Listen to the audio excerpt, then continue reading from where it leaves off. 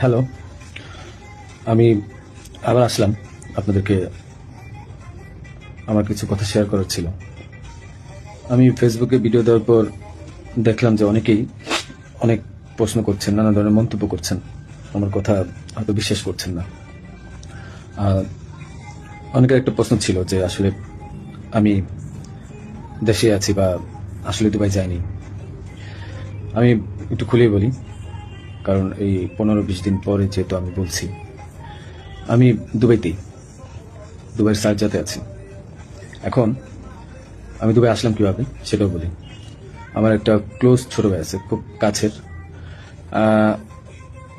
তার নাম হচ্ছে কাউসার মোল্লা, তার বাবার নাম হচ্ছে ইয়াসিন মোল্লা। তো এই কাউসার মোল্লা আমার খুবই ভালো একটা ছোট ভাই, সে আমাকে সবসময় হেল্প করে। তার ওখানে আমি ছিলাম এক রাত। এক রাত ছিলাম, কারণ ওখানে থাকার পেছনে কারণ হচ্ছে মানে তার সাথে আবার আমাদের যে র্যাব 2, সেখানে খুবই ভালো সম্পর্ক। তার ওখানে একটা এএসআই আছে তুষার নাম, তার সাথে খুব ভালো সম্পর্ক থাকার কারণে সে কিন্তু প্রথম আমাকে ফোন দিয়ে জানায় যে ভাই এই ঝামেলা হয়েছে, আপনি জানতে পারছি, আপনি আমার বাসায় আসেন, এরপরে আমি আপনাকে দেশের বাইরে পাঠানোর ব্যবস্থা করব। তো আমি পরে বুঝতে পারিনি, পরে ফেসবুকে দেখলাম, দেখার পরে সে আমাকে লিঙ্ক দিল, দেখার পরে আমি তার ওখানে চলে যাই এবং এক রাত তার ওখানে ছিলাম। তার বাবা ইয়াসিন মোল্লা মোটামুটি পাওয়ারফুল লোক, আর টাকা পয়সা আছে অনেক।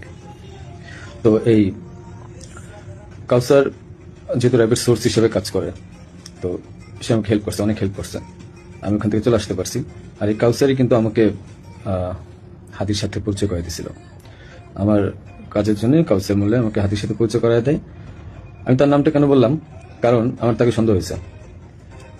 সে আমাকে দেশ থেকে করছে, সেভ করছে, সবকিছু করছে, যেহেতু কাজটা আমি করি নাই। সে জানতো যে আমি কখন হাদির কাছে যাই, কি করি না করি, সবই জানতো, কারণ আমার কাজের জন্য আমি যাচ্ছিলাম, সে জানতো। যদি সে আমাকে পরিচয় করেছে তাকে, আমি সে নিজেকে এখন ওই নাহিদ সার্জিস, তারপর আপনার হাতি, এদের খুব ক্লোজ আমাকে বলছিল। সেই বিদায় আমি তাকে বারবার বলছিলাম যে আমাকে তাহলে একটু পরিচয় করায় দেন আমার কাজটার জন্য, আমার কাজটা তো এখন দরকার, কারণ আমার প্রতিষ্ঠানে কোনো কাজ নেই। তো সে আমাকে পরিচয় করায় দেয়, কিন্তু যখন সে, আমি জানি না, ওখান থেকে চলে আসার পর, ইদানি চলে আসার পর হাতি গুলি খাইছে এবং সে আমাকে আশ্রয় দিছে এবং সে আমাকে সেফ এক্সিট করে দিছে, আর সে র্যাবের সোর্স হিসেবে কাজ করছে। যখন এগুলো আমি মিলাইলাম, তখন আমার কাছে মনে হলো যে সে অনেক কিছু জানে। তাই আমি তার কথাই বললাম যে আপনারা একটু, আমি বাংলাদেশের পুলিশ প্রশাসনকে বলবো যে আপনারা একটু কাউসার মোল্লা আর তার বাবা ইয়াসিন মোল্লা, এই দুজনকে একটু জিজ্ঞাসাবাদ করবেন যে আসলে মূল ঘটনা কোথায়, আমাকে কেন, আমার আমার মনে হচ্ছে তারা আমাকে ফাঁসাইছে। তো এটা গেল। তাদের সাথে জড়িত প্রাইভেট সোর্স হিসেবে সে কাজ করে, তাদের সাথে জড়িত র্যাব 2 এর তুষার নামে একজন এসআই আছে, আপনার তাকেও জিজ্ঞাসাবাদ করবেন। এখন আমি আরেকটা কথায় আসি। আপনারা বলছেন যে আমি কেন দেশ ছেড়ে চলে গেলাম। আরে ভাই, আমি তো মানুষ, আমি ব্যবসা করে খাওয়া ছেলে। দিন শেষে দেখা যাবে যে আমি দেশে থাকবো, আপনারা আমাকে মব করবেন। তো যেহেতু মবের যুগ চলতেছে এখন, 5 আগস্টের পর থেকে আপনারা মবের একটা যুগ নিয়ে আসছেন, তো আমি কিভাবে মানে দেশ না ছেড়ে আসি? আর আমাকে তো কালচারই বলছে যে আপনি দেশ ছেড়ে চলে যান, আপনি দেশে থাকলে অনেক ঝামেলা হবে। তো আমি দেশ ছেড়ে চলে আসছি। পরবর্তী জানতে পারছি এই কাউসার র্যাবের সবার সাথে ঘুরে ঘুরে মানে মোটামুটি র্যাবকে ব্যস্ত রাখছে এবং আমার ফ্যামিলিকে সেই মোটামুটি ইনফরমেশন গুলো দিচ্ছে। তো আমি বারবার বলছি যে আপনারা কালচারকে ধরেন, আমি শিওর এ আমাকে ফাঁসানোর পিছনে অনেক বড় হাত আছে এবং সে জানে যে কাজ কাদের। যেহেতু তার ব্যাকগ্রাউন্ড, আমার ছোট ভাই, ভালো সম্পর্ক ছিল, তার ব্যাকগ্রাউন্ড কিন্তু ভালো ছিল না। একটা ভিডিও আমি শেয়ার করবো, সে কিছুক্ষণ পরে, তারা তো আর্মস ছিল, এই ভিডিওটা আমি শেয়ার করবো। এটা আমাকে একজন পাঠাইছে। ওকে, আচ্ছা, এখন আরেকটা প্রশ্ন আপনাদের উত্তর দিই। আমি প্রশ্নগুলো নোট করছি, একটু একটা মিনিট। আচ্ছা, আমার ব্যাংকের যে ট্রানজেকশন, হ্যাঁ, আমার ব্যাংকের যে ট্রানজেকশন, আমি বলি, আমি সরকারি কাজ যেহেতু করি, আমার ব্যাংকের ট্রানজেকশন প্রতি বছর যে টার্ন ওভার, এই প্রতিটা টার্ন ওভারের ভ্যাট ট্যাক্স দেওয়া, আমি প্রুফ দেখাই আপনাদেরকে।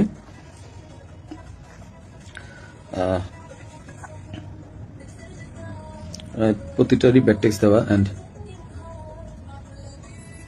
আমি ব্যবসা করি 2010 সাল থেকে। তো আমি ট্যাক্স দেওয়া শুরু করেছি মেবি 14 সাল থেকে। হ্যাঁ, তো ওসব কাগজগুলো নাই, একটা দুটা বছরের খুঁজে পাইছি। এই যে দেখেন, 2022 সালে আমার 21 লাখ টাকা ট্যাক্স দেওয়া ছিল এবং 2023 সালে আমার 66 লাখ টাকা, এবং এই বছর কিন্তু আমি 9 লাখ টাকা, ব্যবসা এত ভালো ছিল না, 9 লাখ টাকা আমি ট্যাক্স দিয়েছি। ঠিক আছে, আপনাদের আরো কিছু প্রশ্নের উত্তর দেবো আমি, যে আপনারা বলছেন যে আসলে হাদি টাকা নেয় না, হাদি অনেক ভালো মানুষ। আমার যে 65 লাখ টাকা আপনারা বলছেন বাজেয়াপ্ত করবেন, এই 65 লাখ টাকা আমার দুটো আইটি কোম্পানি থেকে আমাকে দেওয়া হয়েছে এবং এটা পে অর্ডারের মাধ্যমে দেওয়া হয়েছে। আপনারা এগুলা আপনাদের যেই সিআইডি আছে তাদেরকে বলেন খুঁজে বের করতে। এটা আমার কামাই করা টাকা, তাদের সাথে ব্যবসায়িক ডিল ছিল বিদায় এই টাকা তা আমাকে দিছে। আর এখন ওই টাকাটা আমি এফডিআর করে দিয়েছিলাম আমার বাবুর জন্য, আমার ওয়াইফের নামে। ওই টাকাটা আপনারা বাজেয়াপ্ত করতে যাচ্ছেন, করেন, সমস্যা নেই। হাদিকে আমি 5 লাখ টাকা দিয়েছি, তার প্রমাণ হচ্ছে হাদি যখন আমার কাছে টাকা চায় ঠিক এই টাকার উপরে আমি 5 লাখ টাকা লোন নিয়েছি ব্যাংক থেকে। আমার কাছে যদি ভাই 127 কোটি 218 কোটি টাকা থাকতো তাহলে আমি কি লোন নিতে যেতাম? আমাকে খুব মিথ্যাভাবে ফাঁসানো হয়েছে। আমি বলছি জড়িত না, বাবা মা জড়িত না। ওখানে আপনি এনআরবিসিতে খবর নেবেন আপনারা যে আমি 5 লাখ টাকা লোন নিয়েছি এবং লোন নিয়ে এই টাকা আমি হাদিকে দিয়েছি। কারণ সে আমাকে বলছিল যে হিসেব ছাড়া, মানে অ্যাডভান্স ছাড়া সে কাজ করতে পারবে না। আরেকটা কথা, আপনারা বলতেছেন যে জাবের এত ভালো মানুষ, খুব ভালো মানুষ, মহৎ মানুষ, তার টাকা নেয় না। জাবেরকে জিজ্ঞাসা করবেন, জাবেরকে ধরে এনে জিজ্ঞাসা করবেন যে এই গেঞ্জি বানায় দেওয়ার জন্য, 250 গেঞ্জি বানানোর জন্য কাকে বারবার ফোন দিছে, কার কাছে বারবার টাকা চাইছে। আমি ফয়সাল, আমার কাছে বারবার টাকা চাইছে ওরা।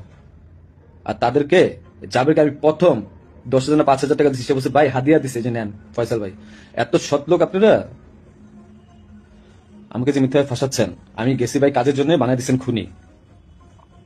আর আপনারা বলতেছেন যে তোমার বাবা মা বলছে, তোমার মা বলছে, তোমার বোন বলছে, তোমার বউ বলছে, তোমার উমুক এক মাইয়ারা বানিয়ে দিলেন আমার বান্ধবী, যে উমুকে বলছে, যে সবাই বলছে যে তুমি এগুলোর সাথে জড়িত। হ্যাঁ, আমি পাগল তো যে আমি মানুষ মার্ডার করে আমি আমার বাসায় যাব, আমি মানুষ মার্ডার করে আমি আমার বাসায় যাবো যেন আমার 14 গোষ্ঠী ধরতে পারে। মানে আমি এত বড় বোকা, এত বড় পাগল? হ্যাঁ, মানে এটা তো মানুষের কমন সেন্স। আমি কেন বাসায় যাবো? আমি একটা মানুষের মার্ডার করছি, আমি সোজা এক্সিট নিবো, আমি কেন বাসায় যাবো?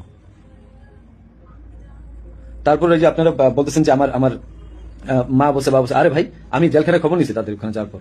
আমি আমার আত্মীয় স্বজন থেকে জেলখানায় খবর নিছি যে আসলে কি হয়েছে। আমার ওয়াইফ বলছে, আমার বাবা মা সেম একই কথা বলছে, যে তাদেরকে বলা হয়েছে বারবার যে রিমান্ডে যদি 164 না দেন তাহলে আমরা আবার আপনাদেরকে রিমান্ডে আনবো, তখন কিন্তু আমরা টর্চার করবো। তাহলে কি করবে যারা জীবনে কোনোদিন প্রথম জেলখানায় গেছে? কি মানে এগুলো কি আপনারা কি পাইছেন? যে আমি ওরা মার্ডার করছি, প্রমাণ কোথায় আপনাদের কাছে যে আমি ওকে মার্ডার করছি? আপনারা কালচারকে ধরেন। সে আমাকে কেন সেফ এক্সিটের ব্যবস্থা করতেছে? সে কেন বারবার আমাকে হেল্প করছে? কেন আমার সাথে হাতের সাথে পরিচয় করতেছে? He knows everything. তারপরে যে ব্যাড ট্যাক্স টাকা, একটা প্রমাণ দেখেন তো কোথা থেকে টাকা ঢুকছে? আর ভাই আমার কামানো 65 লাখ টাকা আপনারা বাজেয়াপ্ত করে দিচ্ছেন। কেউ আমাকে টাকা দিছে? আমি ব্যবসা করে খাওয়াচ্ছিলাম। আপনারা বারবার আমি বলতেছি আপনাদেরকে যে এখানের সাথে আমি জড়িত না। একটা আবার একটা মিথ্যা ব্লেম দিচ্ছেন, যে কমেন্টের পর কমেন্ট গালাগালি করতেছেন, যা মন চাই করতেছেন। আর ভাই আপনাদের বাপ মারে দৌলত, আপনার বাপ মা কি বলবে? হ্যাঁ, জাবেরকে জিজ্ঞাসা করেন যে গেঞ্জি কার কাছে বাঁধিয়েছে, পতাকা কার কাছে বাঁধিয়েছে, জিজ্ঞাসা করেন। এই খুনির বিচার হবে। আমাকে ফাঁসানোর চেষ্টা করছেন, করেন।